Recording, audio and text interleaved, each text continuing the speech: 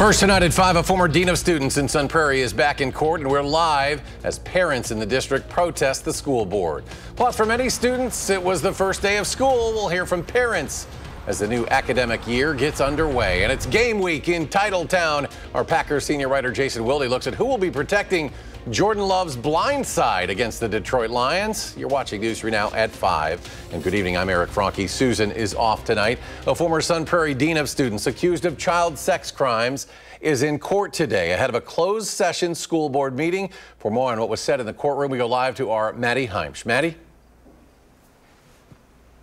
I'm at the Sun Prairie School District, where a closed school board meeting is set to take place at 6 o'clock and where a group of parents and community members is anticipated to protest outside of that meeting, asking the district to take action against staff members who may have had knowledge of the former dean of students' alleged sexual misconduct at Sun Prairie West High School.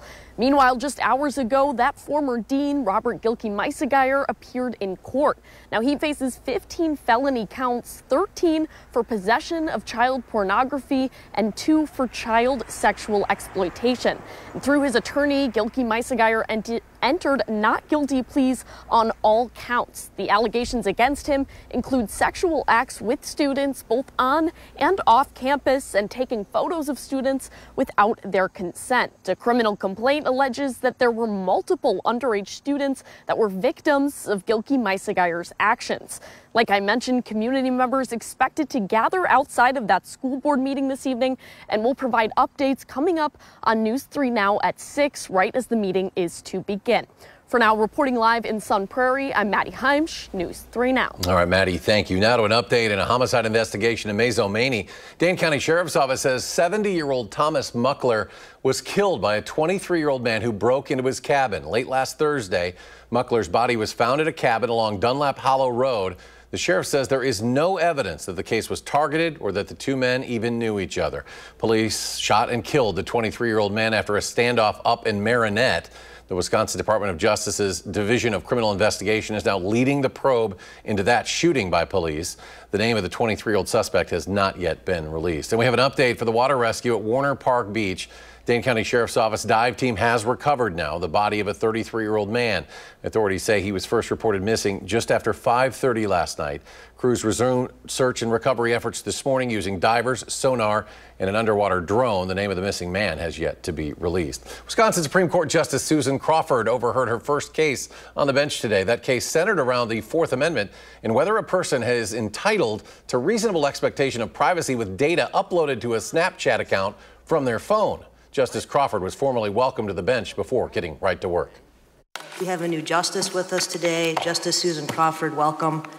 You look right at home down there. Glad you are here with us. How's that different than a landlord-tenant situation? The tenant didn't create the apartment, does not maintain the apartment, has a relationship probably under a lease that allows that landlord to enter the apartment. Justice Crawford's election victory in April cemented a 4-3 liberal majority on the high court. The election also saw Elon Musk and affiliated groups pour over $20 million into efforts to flip the court to conservative control. Well, after a nice weekend, changes are on the way. Chief Meteorologist Alex Harrington joins us now with what we can expect. Alex? All good stuff out here right now on the pad. We got a little partly sunny conditions out here. It's beautiful. Temperatures are in the 70s, but those big changes are just hours away here. Take a peek here at Radar 3000, right near the community of Eastman in the southwest part of Crawford County. We have one lone shower, and you're probably thinking, all right, well, that seems uneventful. But those showers are going to pick up in intensity, and they're going to pick up in aerial coverage, meaning they're going to become more widespread as we go a little bit later into the evening. But out ahead of that front, one last day of gorgeous temperatures, 78 in the Wisconsin River Valley, 77 in the Dells, 75 in Janesville, 74 in Madison.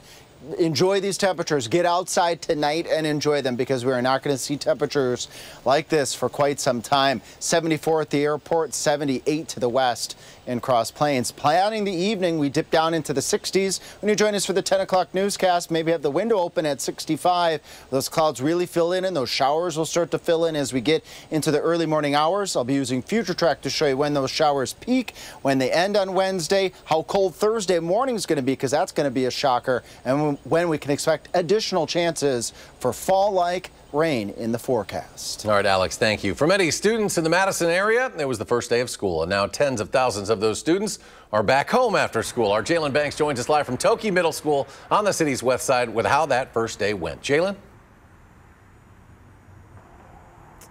Eric, for many students in the area, they returned back to school today, cracking open all the pens and pencils for the first day of school. Now for MMSD, it was somewhat of a soft launch. Only grades 4K, kindergarten, 6th and 9th grade returned to school today.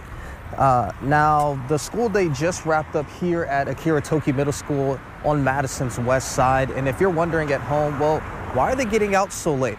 MMSD made some changes to their start and stop times due to busing arrangements with first students to help with a lot of the traffic and the issues that they were having when they had first made first student one of their partners. For elementary school, they get out around 2:30. For high school, they get out around 3:30, and middle school gets out later at 4:30. Now, I had the opportunity to speak to a parent who has both middle school students and a high school student on how these start and stop times have impacted their family.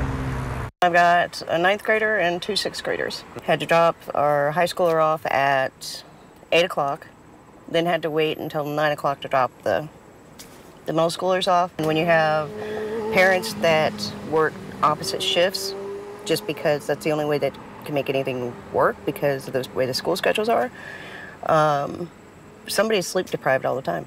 Fix it. Just fix it. It's not worth the hassle that we've had to go through with changing schedules and everything else. Now, Wednesday, I would say, is the full launch. Every student within the district returns to school tomorrow for what really is the first day of school. We'll have all of your back-to-school coverage throughout the school year. But for now, I'm reporting on the west side. Jalen Banks, News 3 Now. Now we know how busy those parents are. Jalen, thank you. So, are you having a tough time waking your kids up for school? You're probably not the only one. Doctors say getting just 10 minutes of sunlight in the morning can help reset the sleep-wake cycle. And if back-to-school anxiety is leading to restless nights, New York University's Child Mind Institute recommends parents establish a routine. Don't overschedule their lives with activities, and listen to your kids and reassure them about whatever is on their mind. And I used to say to my kids, what is my job? They would know to keep us safe. And then I would have the next question, which is, am I good at my job? Oh yeah, my dad's competent. Okay, I'm safe. Health experts also recommend cutting out screen time a few hours before bed, and talk to your pediatrician about how to keep your child healthy overall. News 3 Now's 40th annual Coats for Kids winter coat collection kicks off next Monday, September 8th, with an all-day Pack the Truck event, 5 a.m. to 6:30 p.m. The Boys and Girls Club of Dane County will have a van parked outside Clinky Cleaners, the Monona Drive location. They'll be collecting donations, including kids' winter coats, jackets, and accessories. There is a special need for infant, toddler, and larger teen sizes. Adult donations are also accepted. After that, you can make donations at any Madison area Clinky location through October 4th. Packers head coach Matt LaFleur is keeping parts of his Sunday season opener lineup close to his chest, but one player didn't get the memo. News 3 Now senior writer Jason Wilde has more on which offensive lineman kind of spoiled the surprise. I don't know about you, but I am a terrible secret keeper. I guess that makes me an okay journalist. Apparently, I'm not the only one who's bad at keeping secrets, though. Packers left tackle Rasheed Walker has the same issue. Packers head coach Matt LaFleur didn't want to tip his hand earlier in the week about who would be the starting left tackle on Sunday against the Detroit Lions at Lambeau Field and on Channel 3. But apparently the guy who's playing left tackle didn't get the memo, because Rasheed Walker telling us yesterday that he will start against the Lions. And it only makes sense. Rasheed Walker has started 35 games, including playoffs, the last 2 years at that spot. He did deal with an injury during training camp to his groin, but he is healthy now. He played in the last preseason game, and he should be good to go. That means Jordan Morgan, their first-round pick in 2024, will essentially be their sixth man on the offensive line and come in if there's any sort of injury to any of the 5 starters. Rasheed Walker doesn't keep secrets. We don't keep our Packers coverage from you. You can find it all for free at channel3000.com. And if you haven't done it already, sign up for our newsletter. It's only once a day. I promise I will not spam your inbox, but sign up for that. You'll get our Packers coverage delivered to your inbox every single day. In Green Bay, Jason Wilde, channel3000.com. Thanks, Jason. And with the Packers so steeped in tradition, some fans celebrated another long-standing one Every Labor Day, they paint a new motivational slogan in Green Bay, in green, on the Packers fence across the street from Lambeau Field. It's to support the team for the upcoming season. It started more than 20 years ago when Fred Harsh moved from New Jersey to retire near the team. His home and the fence are across from the field. Harsh died in 2022, but his family maintains that tradition. The Crafts did it, and just when my uncle started doing it, like everybody, that was just a common thing. To invite all people from all around the neighborhood, friends, family, and even the CEO comes over, Mark Murphy. And don't forget, you can watch the Packers Sunday right here on News 3 Now as they start the season in Green Bay against the defending NFC North champion Detroit Lions. Kickoff for that one set for 3:25 in the afternoon. The Vila Zoo and SOS Save Our Songbirds are collaborating to raise awareness for the dangers that hummingbirds face. This Saturday is National Hummingbird Day, and both organizations are inviting community members to come celebrate. Visitors to the Vila Zoo can make a hummingbird mask, enjoy a free carousel or train ride, or get a free native plant. The event will run from 10 a.m. to 2 p.m. at the zoo's Flamingo Plaza. Still ahead at 5, the 80th anniversary of the end of World War II, and lawmakers return to Capitol Hill the new legislation to keep National Guard troops on the streets of Washington, D.C. And the Brewers team up with a nonprofit to surprise a first responder, the furry friend coming home with him after being honored at Monday's game. And first trading day of the month yields red numbers over tariff uncertainties. The Dow falling 249 points, the Nasdaq down 176, the S&P loses 45, and we'll be right back.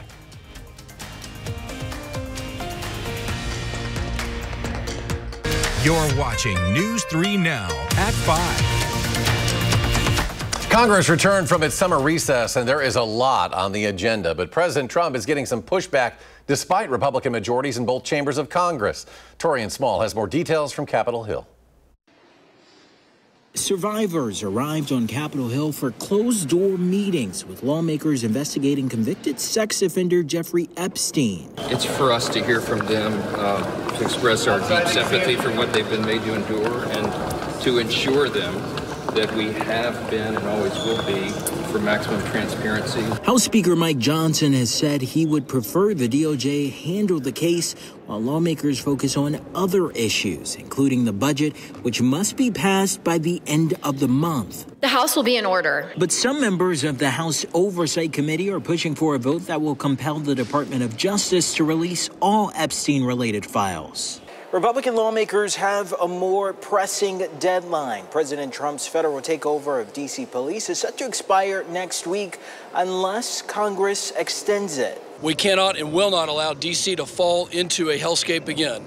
When the local government fails, it's our constitutional duty to act. House Republicans are planning to introduce bills to give federal government more time to deploy National Guard troops in D.C. streets, something the president is threatening to repeat in Chicago, posting on social media, quote, "I will solve the crime problem fast, just like I did in D.C. Chicago will be safe again and soon." We're going to do it anyway. We have the right to do it because I have an obligation to protect this country. Tuesday morning, a federal judge ruled Trump violated the law when he deployed the National Guard and Marines to the streets of Los Angeles in June.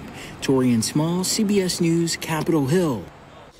Today marks the 80th anniversary of the end of World War II when Japan formally surrendered.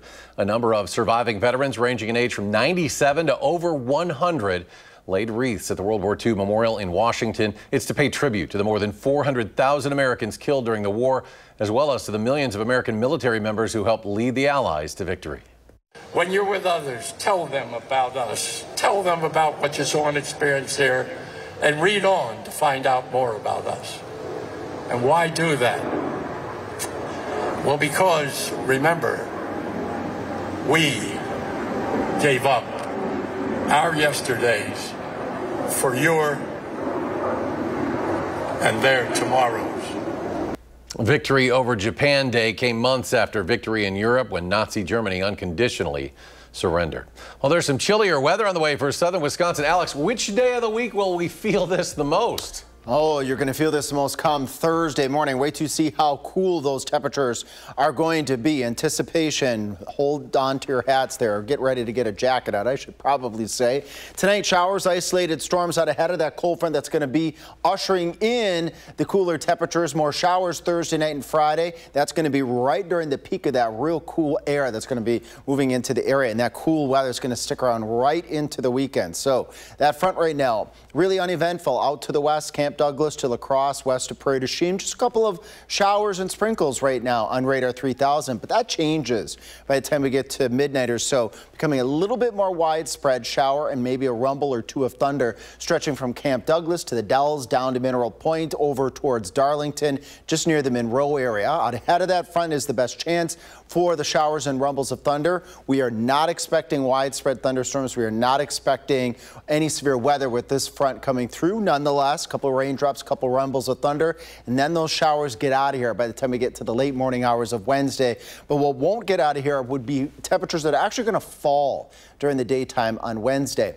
The sparse nature of the shower and a few thunderstorms and the speed of it will keep rainfall amounts 1/10, maybe a 1/4 of an inch at most. But what will be widespread gusty winds Wednesday morning out ahead of that weather system out ahead of that cold front. So kiddos, get ready at the bus stop to be ready for some gusty winds approaching perhaps 30 miles per hour in some cases. And then here we go. When is the coldest temperatures that we're going to experience? In the morning hours, the coolest temperatures will be Thursday morning. We could be as cold as 42 degrees here to start off in Madison, 41 in the Dells, 44 in southwest Wisconsin, 43 in Janesville. Mind you, our normal low temperatures for this time of year are well into the 50s to near 60 degrees. Nothing like that in this forecast. After the cool front comes through on Wednesday, we got another weather system of significance on Thursday going on into Friday. That brings widespread showers for a couple of hours Thursday night, eyeing up all of southern Wisconsin right around 11, 12 o'clock, with the showers continuing to be widespread around 2.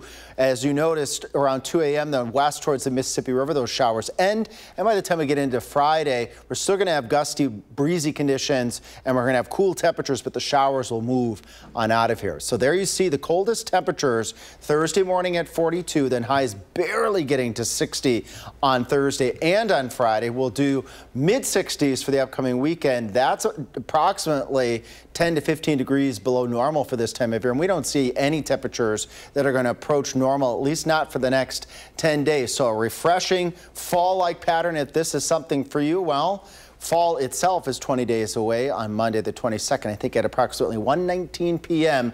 Central Daylight Time. And of course the Packers forecast, can't forget about that this upcoming Sunday. Kickoff will be pleasant, 63, 64 at halftime, 62 at the game's end. And you may want to bring some sunscreen and the shades and a light jacket, because it is going to be a touch on the cool side. Again, feeling fall-like and, well, par for course as we move into football season. Eric. That sounds like Wisconsin. Yep. Sunscreen and a jacket. Yes. You got to have them both. Alex, thank you. After the break, a Wisconsin first responder receives a special honor. How the Brewers teamed up with a nonprofit to give him a very special surprise. Stay with us.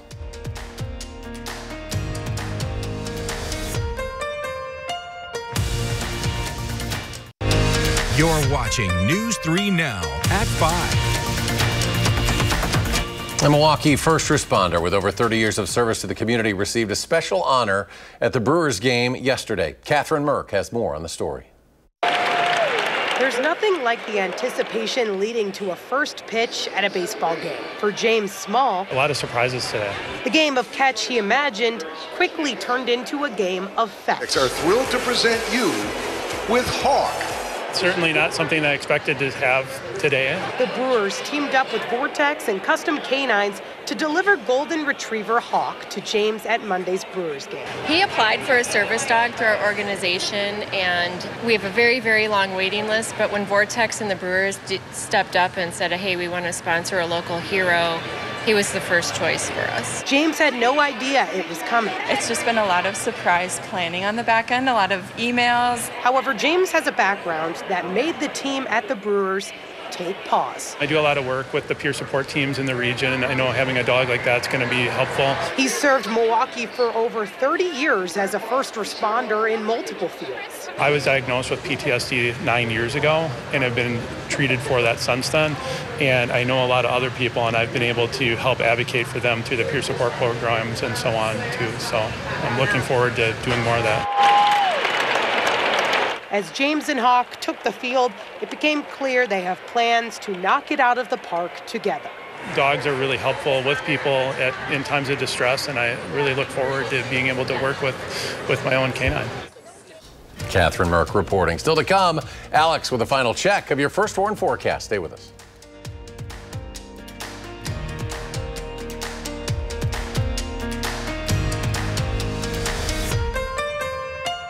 Head to safety or protect your home. The surprising advice we got from a fire chief on what you should do during a wildfire. And the new layer of security you'll soon be seeing on airplanes. We'll tell you what it's designed to do tonight on the CBS Evening News.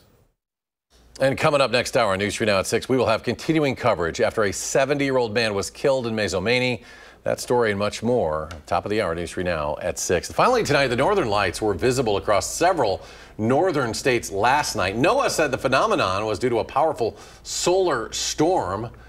It's kind of hard to see there. What is that, the Big Dipper in the middle there? Look at that. This is from a live stream video broadcast from Maine where they could see a faint aurora glowing, and then you saw that shooting star captured passing through the night sky. Several geomagnetic storms have already caused notable northern light displays over the past year, including a particularly strong storm. Many of you may recall that happened last October. Oh, wow. Well, Alex is keeping a close eye, not so much on storms, although we got some rain in the forecast, but a cool down behind it. Big cool down is on the way for southern Wisconsin. Big changes, too. It's going to be kind of a shock to the system to wake up to 42 degrees Thursday morning, so kiddos, get ready for that. Parents, get ready to dress your kiddos in a little bit warmer attire as we head into Wednesday, Thursday, and Friday, even into the upcoming weekend. Pleasant temperatures, but not seeing any warm stuff in this forecast. Good chances for rain overnight tonight into the first part of Wednesday, and then again Thursday night and Friday. So feeling fall-like. Temperatures are going to be fall-like even as we go out into next week. We moderate just a touch by the time we get to Wednesday, Thursday, and Friday, getting back up into the 70s and taking those low temperatures that are going to be in the 40s, as I just mentioned, going through the weekend. We'll finally get back up into the lower 50s. The first full day, I shouldn't say first full day, but the first day of fall is in 2 weeks on Monday, the 22nd, so we're already getting a head start on that. We're getting a taste. And I know there was some frost concerns in the northern part of the state last week. Oh boy, it's just about here. Thanks for joining us, folks. The Evening News is next. We're back in 30 for News 3 Now at 6, and you can always find us streaming 24/7 on Channel 3000+.